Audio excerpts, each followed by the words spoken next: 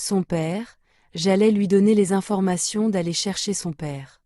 Ton père, il est grand et taille, il est noir, il a des yeux tirés aussi, il faut partir le chercher en ville là-bas. Moi je suis pas ta maman, et j'ai pas besoin d'aide dans ma vie. Si elle a besoin d'affection, qu'elle reste avec les femmes de l'Oflina. J'ai vraiment pas besoin d'aide dans ma vie, je sais pas si je me fais comprendre présentement. Là comme je l'ai dit au départ, c'est mon foyer qui est important que tout. Certains parents irresponsables, même quand on est élève et qu'on a un enfant, il faut assumer, voilà, il faut assumer. Et donc moi je veux interpeller tous ceux qui ont eu des enfants qui n'ont pas reconnu ces enfants-là, que ce soit femme ou homme. Parce que William, même l'épi, elle au moins elle a cherché à garder la vie de l'enfant pour la mettre à l'orphelinat. Donc la femme de l'orphelinat, là c'est elle qu'elle connaît sa connaissance, William. Et le moins là c'est ça. Mais William n'a pas fait et il y a des jeunes comme ça ils font, ils vont vers les filles dans 5 les filles, ils les abandonnent avec les enfants et la pauvre fille elle souffre avec l'enfant jusqu'à pour que l'enfant devienne quelqu'un.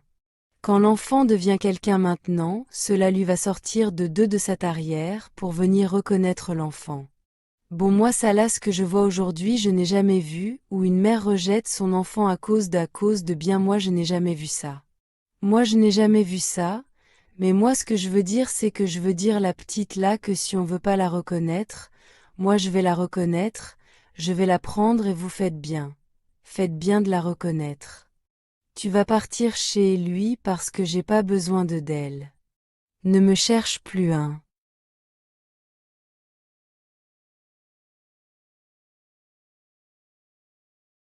Je n'ai pas grand-chose à dire déjà vu qu'il a pris la décision de la prendre, c'est une très bonne décision. Elle a besoin aussi d'amour paternel, et lui dire aussi à elle que jusque-là je suis heureuse dans mon foyer, donc je continuerai à être heureuse dans mon foyer. Donc qu'elle ne se fasse pas de doute à ce niveau quoi. Voilà maintenant le fait qu'elle m'ait envoyé ici là.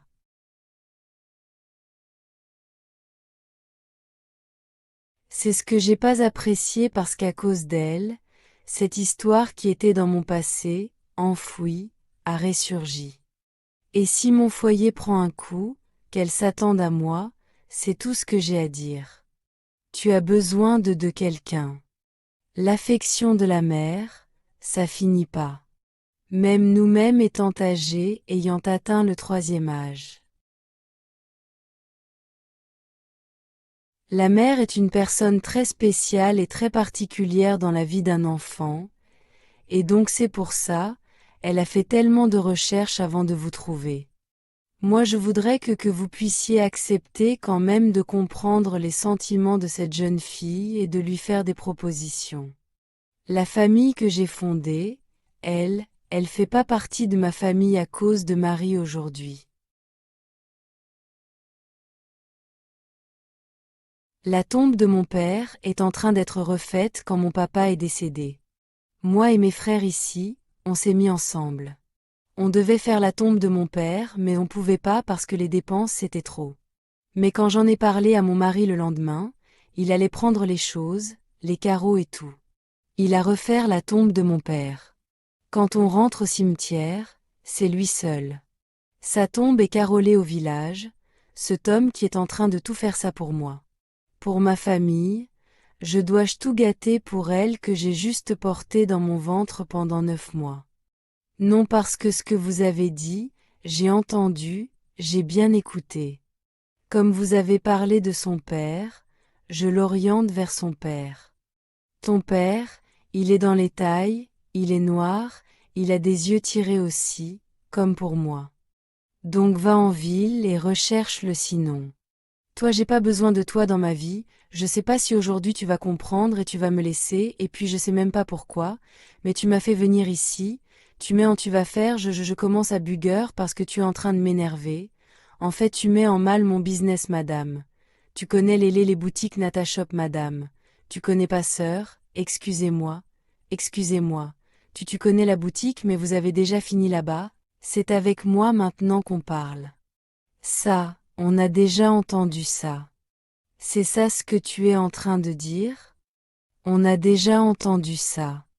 Il faut lui dire le nom de son, donc c'est la démarche qu'elle est en train de faire.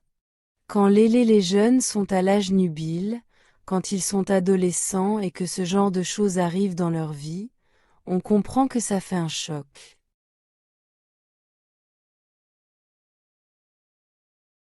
Et c'est le choc que tu as eu, et tu as bâti ta vie sans elle.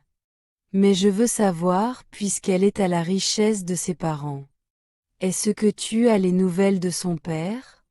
Si tu as les nouvelles de son père, je pense plutôt que faut l'orienter vers son père puisque toi tu protèges quelque chose. Peut-être que lui.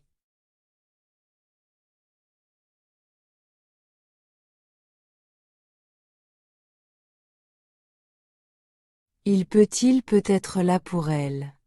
Peut-être donc que, ce que nous faisons aujourd'hui, c'est un plaidoyer que nous faisons pour cette jeune fille qui a besoin d'une famille, au moins dans sa vie. Père. Faut lui dire où son père. Ton père s'appelle William. Je n'ai aucune nouvelle de lui parce que dans le temps où j'étais enceinte lui-même, je ne connaissais pas où il habitait. Je ne connaissais pas sa famille, donc du coup, comme je l'ai dit, je me suis retrouvée avec la mère de ma copine, et c'est elle qui a pris soin de moi jusqu'à ce que toi tu naisses. Donc ton père a pas son nom, son prénom William et sa taille, et tout ce que j'ai donné comme information je ne sais pas où il est. Donc comme tu es un très bon détective, va chercher ton père. Il s'appelle William, il est grand de taille, il est noir, il a des yeux tirés. Roland, oui, pasteur, la vie est bizarre, hein. Il y a des femmes qui donneraient tout envoyer. Un enfant ne serait ce qu'à avoir un enfant.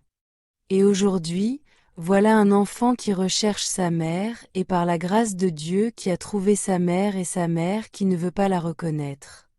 Sous prétexte qu'elle va perdre ses biens sur l'assiette.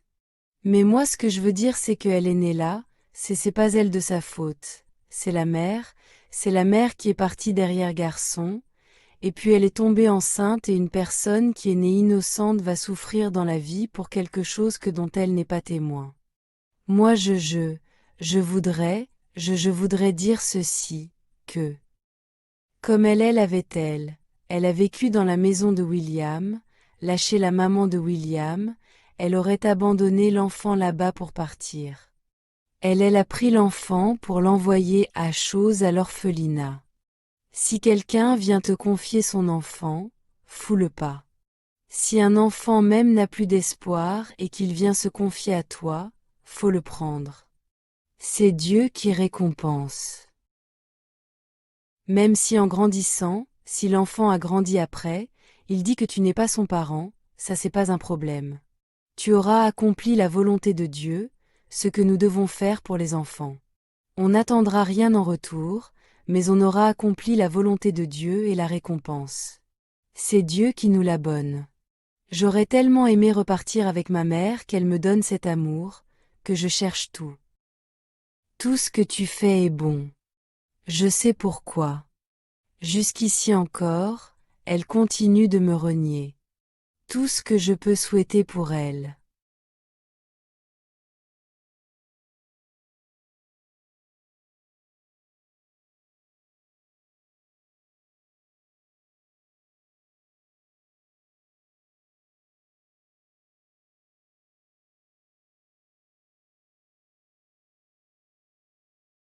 Qu'elle soit heureuse dans son foyer, qu'elle soit heureuse.